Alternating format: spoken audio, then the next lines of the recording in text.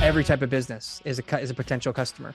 So you just being able to go in there, being friendly, letting the owner know, I'm a realtor, I'm doing this as well. I'm, giving my business cards out to people, that kind of stuff, and just establishing us. And then you're there every week or however many times you'd visit one particular restaurant is going to solidify that relationship. And those business owners are actually way better opportunities than even some of the people ordering food. Man. There's a lot of people that we're dealing with right now where they are struggling. So they already own their home. Okay. They already own their home. They're there right now and interest rates have gone up. Most of them because they were on a variable mortgage. Okay. They need to get a job at Uber Eats. They need to take on an extra 6 hours of work every day after their full-time job in order to be able to pay the bills. They're not doing it. There were moments where I thought about it. They're worried about that conversation with the person that they're going to run into who they might know, and they don't want to be embarrassed or whatever. And what they're doing is they're actually causing themselves a lot more grief. They're building up credit card debt. They're digging a hole that they're never going to get out of. They're eventually going to have to sell. And the market could be much worse in a year or two when they decide that they have to sell at that point, right? All because they didn't just humble themselves and go out there and, put boots on the ground, work a 10 or 12 hour day or whatever it is. If you're working 8, now you got to work 12. If you're doing 10, maybe 13, whatever it is, you need to be able to find a way to be able to generate extra income, craft dinner every day. Not being embarrassed, sitting at home, not being embarrassed, it isn't going to pay the bill. No. So do you when people get into the car, you drive people around too, or is it just Uber Eats? Just Uber Eats. Okay. Yeah. Interesting.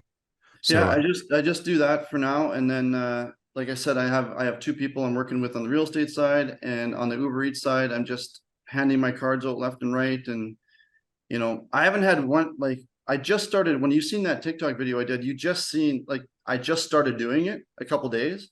So I've been doing it ever since, but I mean, for a couple weeks now. And I haven't had one person yet, negative, say to my, no, what are you doing? Solicitation. I don't want that.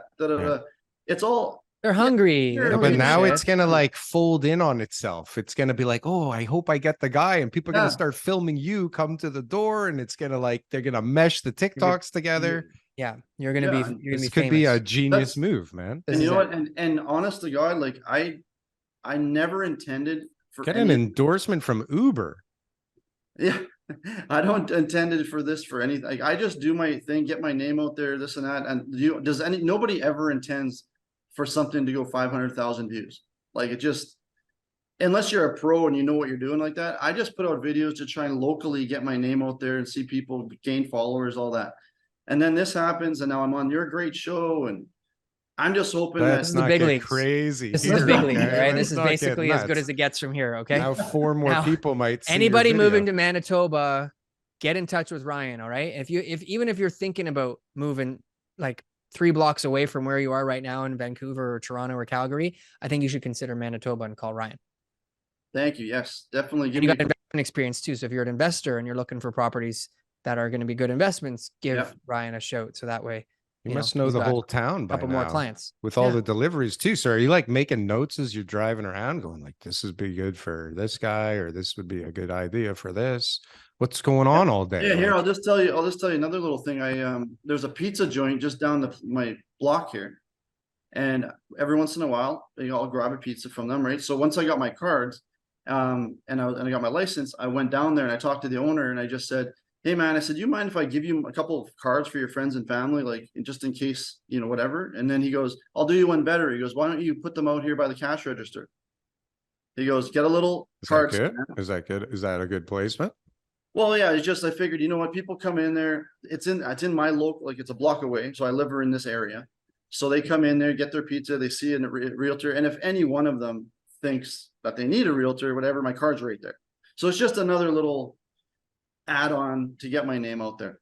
Okay, let me just clarify something. So in Toronto, we have 75,000 agents licensed in Toronto. Out of all the working people, 1 in 56 are realtors. Wow. Okay. It's a crazy number. It's much less competitive in Manitoba for the population than it is. And so putting your cards at a desk in Toronto is not going to be very effective, because there's going to be another 5 business cards sitting there already. You have a better chance of walking or getting called for a realtor's house than a friend's from high school's house here. Yeah, Like definitely. for an So- order, right? Yeah, but basically everybody I run into is a realtor. Yeah. Now, let's just make sure that you understand this. And I'm trying to talk to the people who are listening, the young realtors who are going to try to go out and do the same thing. The biggest thing you could be doing is what you said, was making those relationships with the business owners. Mm. I have a lot of clients that are business owners. I've supported their businesses over the years for like personal use. And when it comes time, because they remember me as being that loyal customer, the guy who's always, there talking, dressed well, talking about real estate, when it comes time for them or their friends or family, whatever, for real estate, they come to Right. me. I have a big network of that throughout the years, just going from different businesses. Every type of business is a potential customer.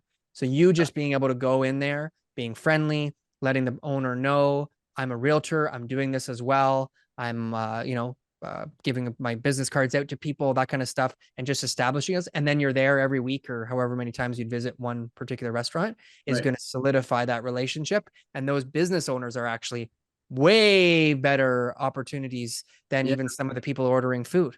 Yeah, no, I agree, because I did the same thing with the convenience store down the street, and that business owner took my cards and he says to me, I have a few friends that are looking for commercial spaces. Perfect. Right. So he said, if you know any, jump into the comes out commercial space in the rural properties, he goes, but we're talking like, he goes, it has to be $1 million plus though. Like that's, tell them you don't sell anything under $1 million. So sorry, that's like we've got opportunity costs on this side of the equation too, sir. Yeah, you just let them know and say, well, that's good because I don't waste my time with anybody dealing with, for Christ's sakes here. Right. I was talking to someone yesterday. Ryan Smith here. I was talking to an agent yesterday. It's a $2 million listing that he's got. I got a buyer that we went to go check it out and we'll see what happens. But he said to me, he's like, oh, I remember when we were just getting started. He's a little bit older than me, but he started in his 20s and I started when I signed up when I was 19. So it was like back then it was $250,000 houses. And this was like a great deal.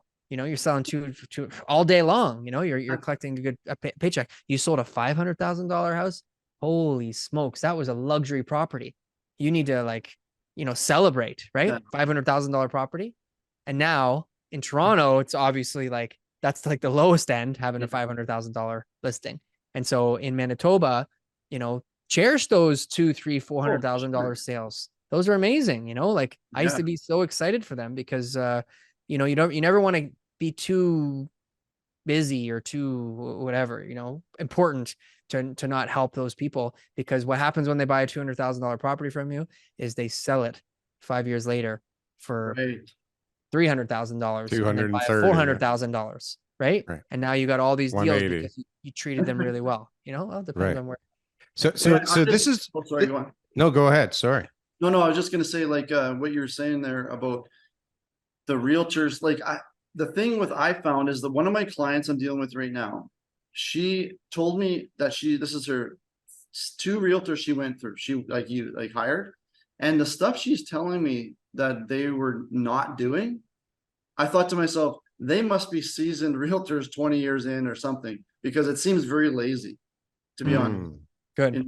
I don't know. You should see them here when they're all fat from all the price increases and I was just thinking, really bad.